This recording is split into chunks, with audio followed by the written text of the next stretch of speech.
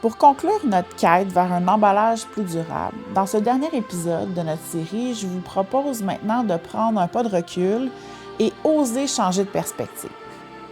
Repenser l'usage même de l'emballage et réduire à la source l'utilisation des emballages à usage unique. Ça ouvre la porte à une réflexion essentielle sur les suites possibles et même nécessaires. Et si on repensait certaines de nos pratiques?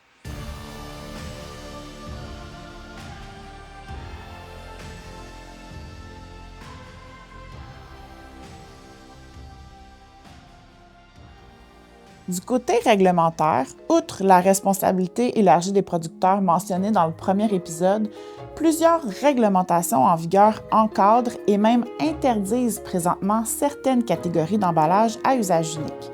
Cependant, ces réglementations diffèrent d'une municipalité à l'autre. Sans uniformité, l'impact d'une interdiction perd en efficacité et complique la mise en œuvre de solutions cohérentes à l'échelle du territoire.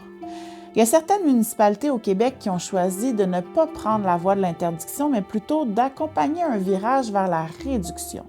Et c'est le cas de la ville de Prévost qui a développé un système d'éco-contribution qui permet aujourd'hui de financer des projets de réduction.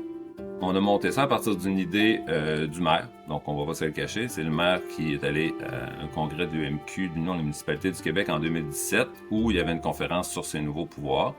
Notre maire est extrêmement vert et a tout de suite vu une utilisation en matière résiduelle, qui est un peu notre dada à Prévost depuis 18 ans. L'idée n'était pas instantanément de changer le comportement comme on aurait pu avoir avec une interdiction. Mais là, une interdiction, on commence à aller jouer dans le choix du consommateur. On ne souhaitait pas aller là. On souhaitait qu'il prenne lui-même sa décision de son choix. Le principe de l'éco-contribution est simple. Rendre accessible aux consommateurs un produit à usage unique, comme c'est l'habitude, mais en y ajoutant une contribution monétaire. En parallèle, il faut proposer une alternative réutilisable ou favoriser une option de réduction. Par exemple, les bouteilles d'eau à usage unique de 500 ml seraient soumises à une éco-contribution, tandis que les formats de 4 litres ne le seraient pas. De plus, les entreprises auraient l'obligation d'offrir de l'eau non embouteillée aux personnes disposant d'une bouteille réutilisable. Donc, un torréfacteur à Prévost, un petit café, qui lui a décidé qu'il éliminait au complet toute tasse de café jetable. Donc, là, on a quelque chose de très, très, très concret où le commerce avait une idée, mais il n'y avait pas encore les reins assez solides pour effectuer ce changement-là. C'est quand même une grosse dépense d'achat d'un coup, là, pour effectuer ce changement-là. Fait qu'il dit, soit tu m'aides ou bien il va falloir que je le fasse un petit peu plus tard. Notre plus gros projet a été lancé là maintenant presque 1 an. C'est des contenants réutilisables, des contenants consignés au take-out de nos restaurants. Et tous ces projets-là ont été financés à 100% avec les éco-contributions. Donc, les gens nous disent, votre gros projet de contenants réutilisables, de contenants consignés, ça a dû coûter cher à monter. Ben oui, ça a coûté des sous, mais ce ne sont pas vos taxes. Ce sont les éco-contributions. Et les éco-contributions sont payées en fonction des choix que les citoyens font. On ne se le cachera pas, à plus grande échelle, les options actuellement offertes aux citoyens et aux consommateurs demeurent limitées et n'entraînent pas toujours une réduction significative de l'usage unique. Mais quelquefois, c'est le secteur même qui se remet en question et qui décide, par prise de conscience, de repenser les façons de faire. Et pour faire le parallèle, je suis allée m'entretenir avec Ecoceno, qui donne une seconde vie aux matériaux de scène tout en accompagnant les créateurs dans une démarche de sensibilisation et de réduction de l'empreinte environnementale de leur choix de décor. Je m'appelle Anne-Catherine Lebeau, je suis la directrice générale puis une des cofondatrices d'Ecoceno. Ecoceno, ça a été fondé par 4 femmes, puis on était comme on aimerait ça être plus utile, transformer les choses, parce qu'il y a des choses dans notre métier où on a l'impression de contribuer à la destruction de l'environnement, dans le fond.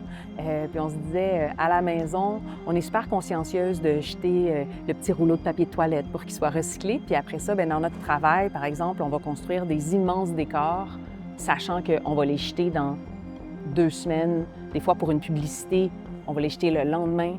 Donc, on était à la recherche de solutions. Ce que je trouve particulièrement inspirant, c'est que c'est la prise de conscience des cofondatrices qui a directement façonné leur modèle d'affaires.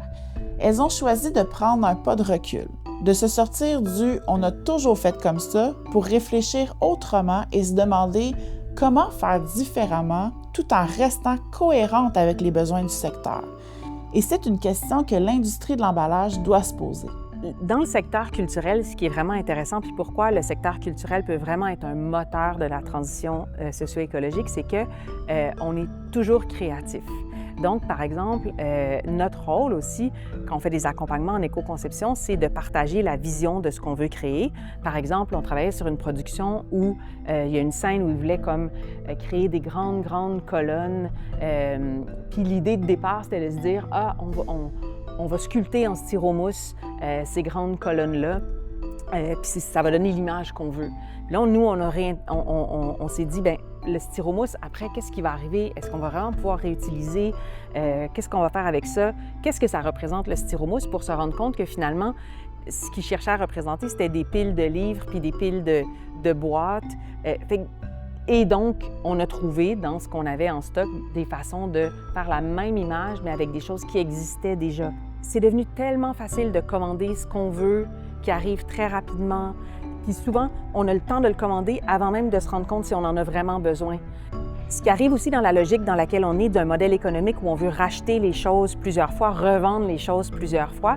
Et donc, si on utilise la cuillère, on la jette, on la rachète, ça maintient tout le monde aussi dans un certain niveau d'épuisement, je dirais, parce que c'est pas juste les ressources planétaires qui atteignent leur fin, mais il faut toujours racheter, il faut toujours... Alors que si on se met dans une logique où on réutilise, il y a comme quelque chose, un autre rythme qui s'installe. Donc, c'est juste c'est pas si complexe que ça, mais c'est que la première idée qui nous vient maintenant, qui était la bonne peut-être il y a quelques années, elle a besoin d'être réinventée. C'est un point important qu'avance Anne-Catherine. La façon de faire qu'on a aujourd'hui était probablement la bonne autrefois, mais elle a peut-être besoin d'être réinventée, modernisée. Pour leur secteur, ce qu'Ecoceno a réussi à faire, c'est d'offrir une solution pour réduire la consommation d'objets utilisés qu'une seule fois pour une courte période de temps. La définition même du mot « usage unique ». Et c'est un parallèle qu'on peut faire aussi avec le secteur de l'emballage. Quand on pense à toutes les ressources qui ont été extraites pour une utilisation aussi rapide, ça porte à réfléchir. Dans le secteur alimentaire, il existe des solutions de contenants réutilisables, mais encore une fois, comme pour les réglementations, sans uniformité à grande échelle, l'impact perd en efficacité et complique sa mise en œuvre. Au début de cette série, j'avais une quête qui visait à comprendre comment l'emballage peut être plus durable.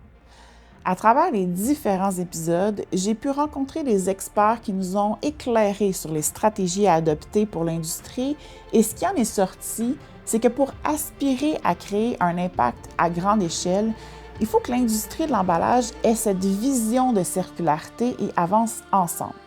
Que la réflexion se fasse à plusieurs voies avec des actions concrètes pour passer de l'idée à l'essai, même si ce n'est pas parfait. Ma quête n'est pas terminée, c'est juste un point de départ.